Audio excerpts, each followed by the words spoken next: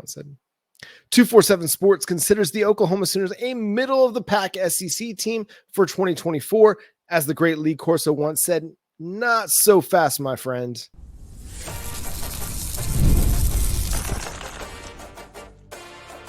You are Locked On Sooners, your daily podcast on the Oklahoma Sooners. Part of the Locked On Podcast Network, your team every day. What's up, Sooner Nation? Welcome to Locked On Sooners, and thank you for making Locked On Sooners your first listen every single day. Shout out to all the everydayers out there. Today's episode is brought to you by LinkedIn. These days, every new potential hire can feel like a high-stakes wager for your small business. That's why LinkedIn Jobs helps find the right people for your team faster and for free. Post your job for free at linkedin.com/lockedoncollege. Terms and conditions apply. I'm John Williams. Follow me on Twitter at John9Williams. The show is at Locked On Sooners on Twitter, Instagram, TikTok, wherever you want to follow us on the social medias. Thank you so much for being here and subscribing to the show wherever you get your podcasts. Hit that notification bell over on YouTube to let you know when new episodes drop. Brandon Crawford of 247 Sports put out his record predictions for every SEC team for 2024. And the Oklahoma Sooners come in at 8-4 in Crawford's predictions with losses to Alabama, Mizzou, LSU, and the Texas Longhorns. Now, I've sat here and I've said the floor for the Oklahoma Sooners is 8-4. So 8-4, not too crazy. At the same time, I just have a really hard time wrapping my mind around the idea that they're going to lose 4 times and they're going to lose to Mizzou, that they're going to lose to LSU. Now, granted, that game against LSU, that last week of the season, likely going to be a night game, likely going to have some playoff implications. And anytime you got to go into Death Valley and play at night, it's going to be a challenge. It's going to be a difficult ball game with that crowd. It's going to be something fierce. But the Oklahoma Sooners will have hit their stride by the time they get to that point. I really do think that the Oklahoma Sooners are being underrated and undervalued a little bit as a team heading into their first year in the SEC. And as we'll talk about here a little bit later in the show, the Texas Longhorns are very much being overvalued. I get it. This was a playoff team last year. They got Quinn Ewers coming back. They added Isaiah Bond. They've got a Steve Sarkisian who continues to improve as a head coach. They're recruiting really well. They're doing good things in the transfer portal. They're doing good things developing the offensive and defensive lines, but they still lost a lot of talent last year. They lost 11 players to the NFL. But let's talk more about Oklahoma and why I think 8-4 isn't quite where they're going to end up. I really believe that this defense is on the verge of growing into an elite defense.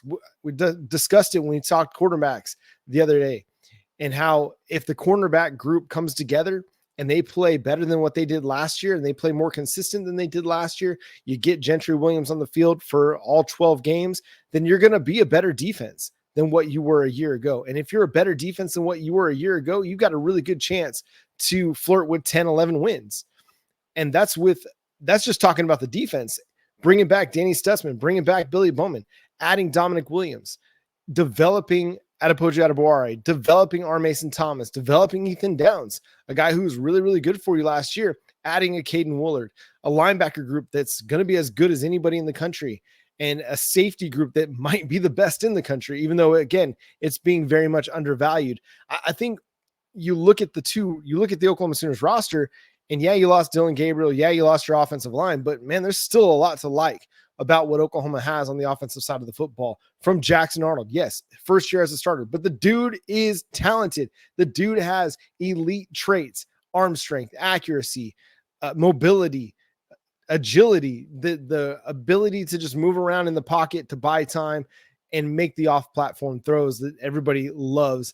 The wide receiver group is as good as anybody in the country, from Nick Anderson to Deion Burks to Jaden Gibson, Angelo Anthony when he returns, Jaleel Farouk, Brennan Thompson. I mean, this is a really dynamic group of wide receivers that are going to make life easy on an offensive line that might take a little bit of time to get going, but has talent in its own right. This is a team that's very much being undervalued. And listen, I get it. You want to look at everything that Oklahoma lost, but let's talk a little bit about what they brought in through the portal along the offensive line. Michael Tarkin, that's a very experienced dude. At the very least, he's going to be a very solid option for you at left tackle. You've got Jacob Sexton, who is ascending. He's an ascending player, just like we saw with Tyler Guyton going from 2022 to 2023. I think we're going to see the same level of play and performance from Jacob Sexton going from 2023 to 2024, getting that first little glimpse and that first little bit of action. Now he's taking over at one of your offensive line positions. And man, the sky is the limit for that kid. Branson Hickman was a huge addition in the portal at center, a part of a good SMU offense, and played really good against the Oklahoma Sooners last year, helping that offensive line keep the Sooners defensive line at bay. Right guard for Betchy Wee. Everybody that watched this guy in practice talked about how he could potentially be the next star offensive lineman for the Oklahoma Sooners. And then over at right tackle, Jake Taylor, another blue chip prospect. So yeah, you might have lost a lot along the offensive line, but you've got a lot of talent that's replacing it, and several blue chip prospects and big time transfer additions. They're going to make a difference on this team.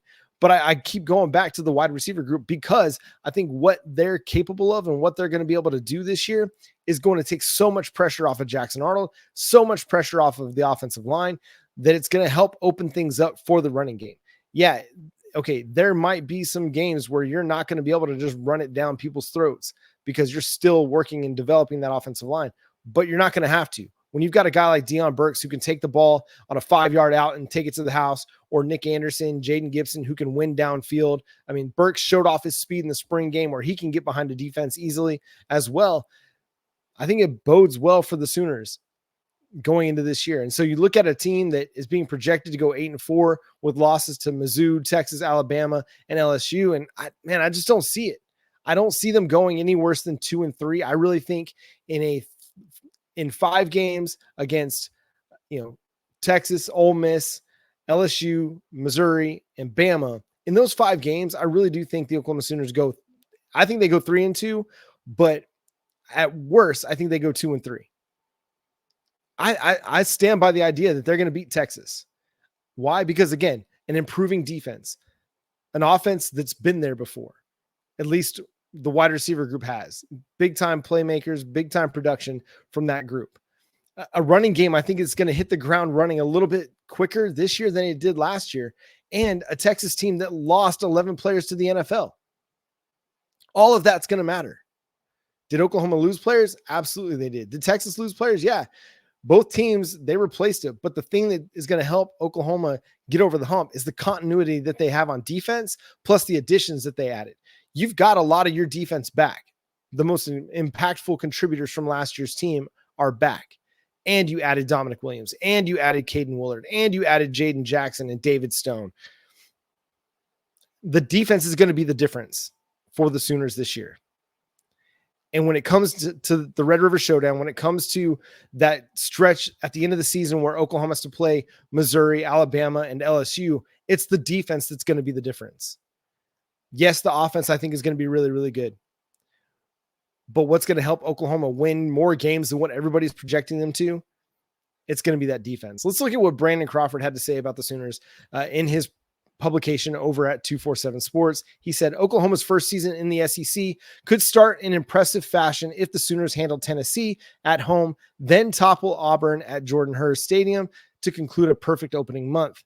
The pressure of being unbeaten and ranked inside the top 10 could wear on Oklahoma thereafter, beginning with Red River and then going through the SEC gauntlet late against a bevy of national championship contenders. He goes on to say, by the time the dust settles on the 2024 season, Oklahoma will be out of the SEC title race, but should be in for a respectable finish inside the top 25.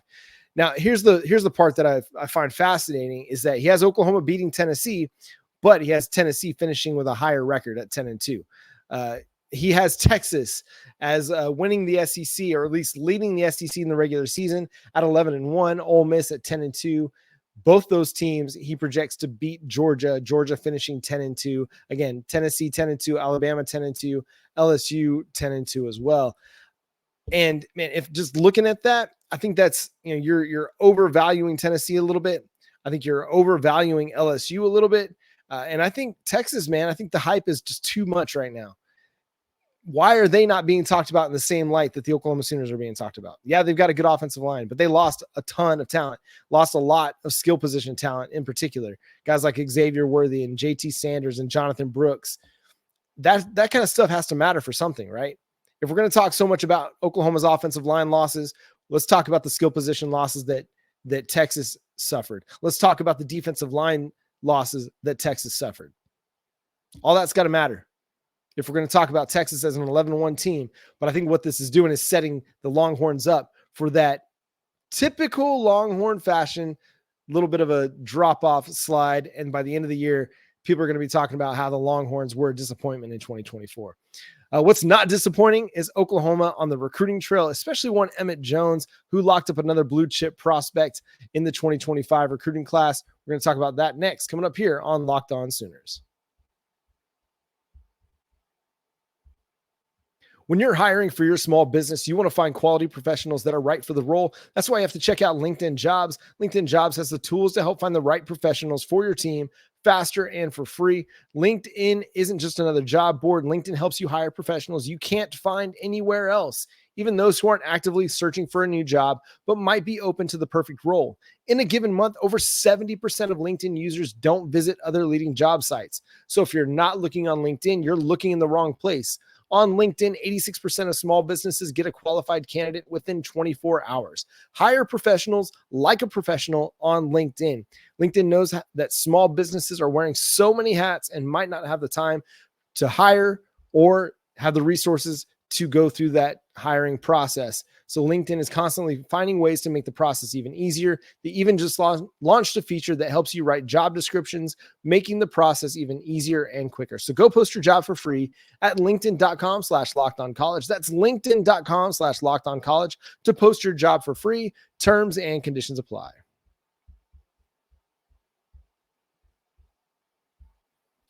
Are you watching Fox Sports or ESPN on your TV all day? Have to turn down the volume with all of that shouting? Make the switch to Locked On Sports today, a free 247 Sports streaming channel programmed for you every day to bring you the biggest stories without all the screaming. Locked On Sports today brings you can't miss analysis, opinions, and news, streaming 24/7 on YouTube or the free Amazon Fire TV channels app.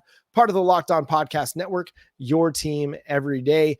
All our recruiting segments here on the Locked On Network are brought to you by LinkedIn. Again, go post your job for free at linkedin.com/lockedoncollege. Terms and conditions apply. The Oklahoma Sooners landed another blue chip prospect in the 2025 recruiting class. This is their 16th commitment in one Marcus Harris. Now, what's fascinating about Marcus's recruitment and commitment is that when he released his top five not long ago, the Oklahoma Sooners weren't even in it. Wasn't even scheduled to come to Oklahoma, but Emmett Jones doing Emmett Jones things on the recruiting trail gets Harris in for an official visit that was announced like sometime late last week, Wednesday, Thursday, something like that.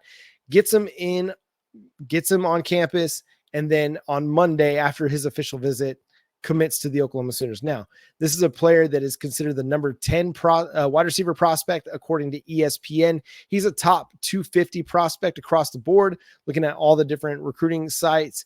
And again, a consensus 4-star prospect out of Mater Dei High School in Santa Ana, California. Mater Dei, a football powerhouse in Southern California there.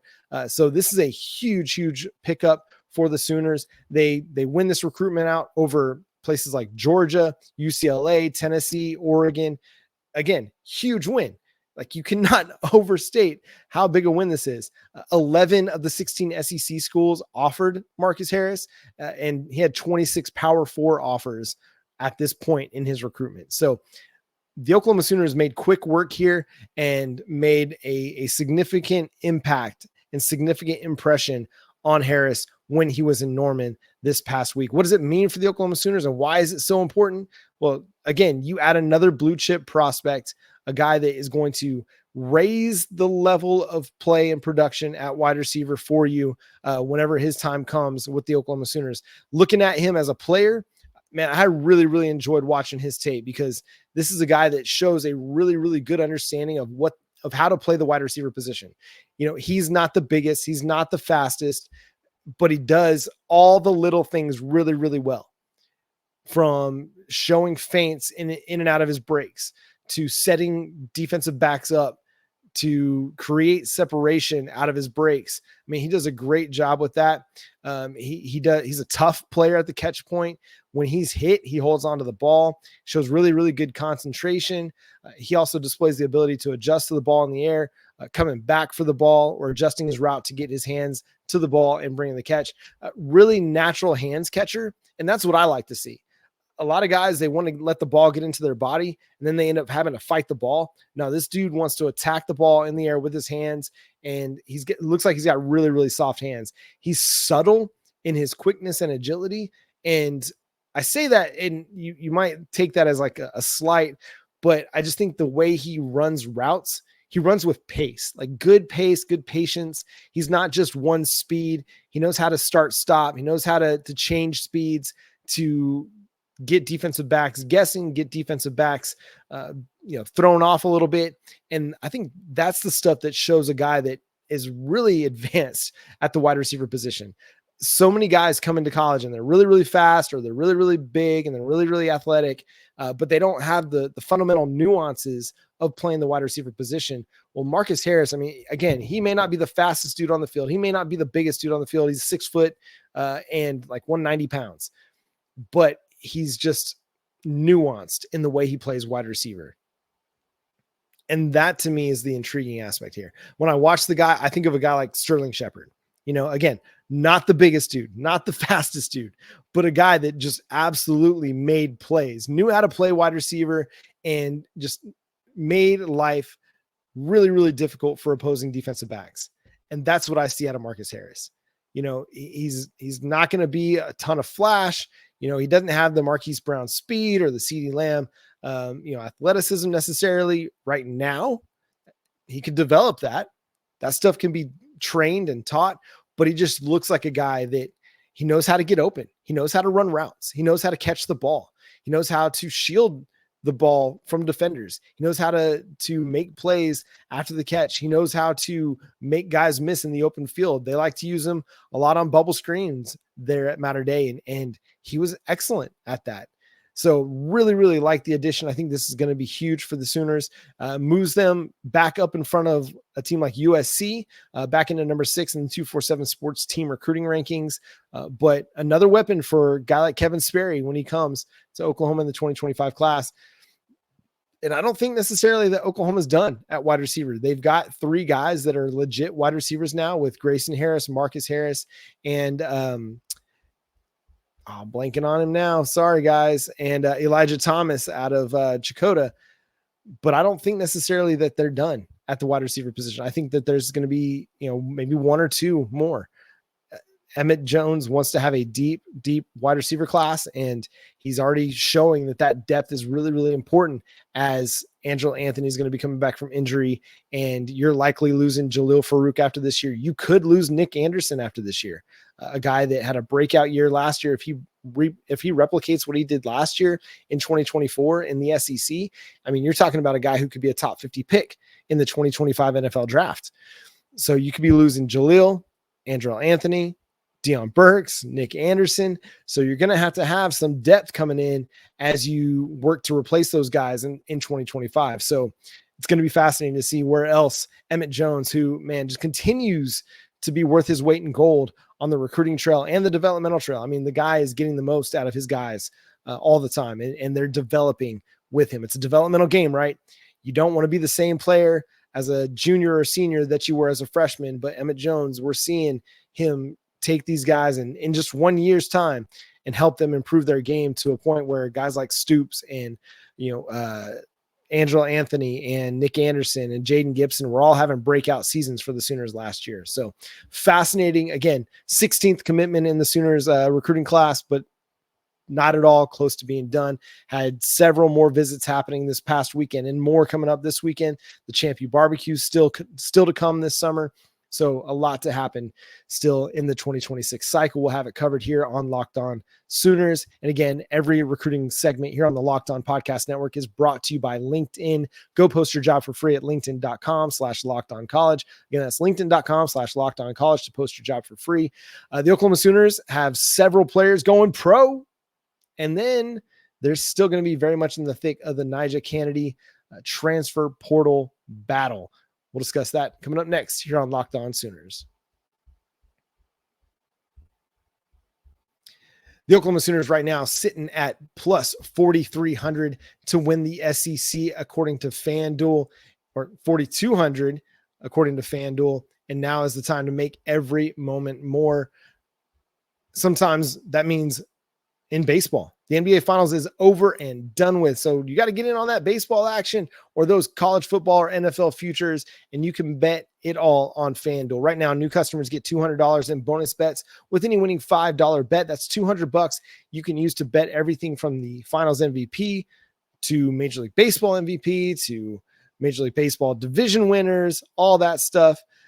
Visit FanDuel.com/lockedon and add a big win to your summer bucket list.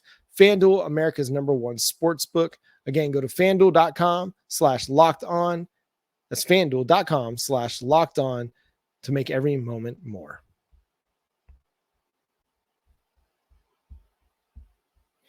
So NiJaree Canady is still the big news of the weekend on the softball front, officially in the portal as of Monday, according to D1 Sports, Softball America, and a number of other sources. This is going to be a big-time recruiting battle. The Oklahoma Sooners aren't going to be the only team that is going after NiJaree Canady. I know it's really easy to project every player that enters the portal that's an elite player ends up with Oklahoma.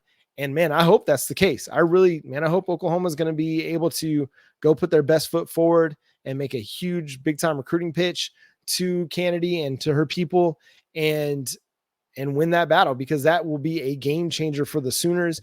But don't sit back and think that Oklahoma State or Texas or Duke or Florida State or UCLA, that any of these schools are going to lay back and just let Oklahoma get one. No, not at all. They're going to put their best foot forwards as well. I know you hear me say Duke and you might scoff at it, but if there's a school that can offer a similar educational experience to Stanford, well, that might be Duke. And they're a team that has recent softball success as well. Now, if she's looking to go to a team that is going to be a contender, you look at Oklahoma, you look at Duke, you look at Florida State, Clemson, UCLA. I mean, those are going to be the teams to watch in this recruitment, because those are going to be the teams that are going to be contending. If she's looking to get back home, I mean, let's not sleep on Kansas at all, because Jordy Ball was trying to get back to Nebraska. She wanted to be close to family. Who's to say that that's not going to be a priority for NiJaree Canady as well? We don't know what the priorities are going to be. Her and her people know that. The people closest to her know that.